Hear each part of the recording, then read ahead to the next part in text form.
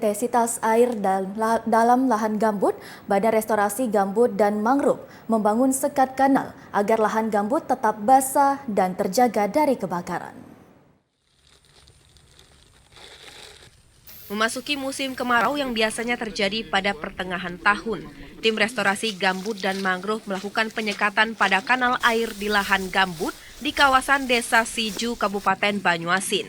Deputi Konstruksi Operasi dan Pemeliharaan BRGM RI, Tris Radityan mengatakan, pembangunan sekat kanal ini dibuat agar lahan gambut masih tetap basah dan tidak rentan terjadi kebakaran pada lahan gambut. Nanti begitu ini selesai, ini air yang di atas ini hulunya ini tertahan. Jadi kita harapkan ke kiri kanan daripada lahan itu nanti berapa area yang terbasahi. Dengan basahnya area itu merupakan preventif untuk kebakaran hutan. Dengan adanya kegiatan restorasi gambut yang dilakukan oleh BRGM sejak 2018, saat ini sudah terbangun 281 sumur bor dan 41 sekat kanal. Kepala Dinas Lingkungan Hidup dan Pertanahan Edward Chandra mengatakan bahwa dengan adanya tim restorasi gambut ini, saat ini titik hotspot sudah menurun. Harapan kita semua tentu kiranya program ini bisa terus berlanjut dari BRGM.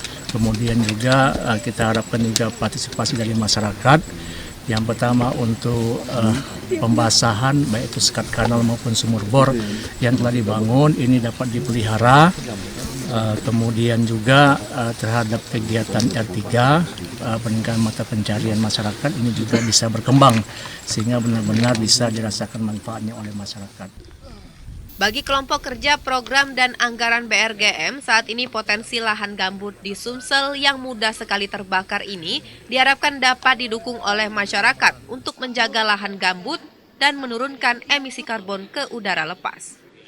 Artinya kalau kita sudah bisa mempertahankan kondisi gambut tetap basah, artinya kita punya kontribusi yang sangat besar terhadap menahan lepasnya karbon ke udara. Ini luar biasa, artinya bukan hanya kita mencegah dari potensi hotspot yang muncul, yang kemudian berdampak pada kebakaran, tapi kita juga bisa mempertahankan kondisi gambut.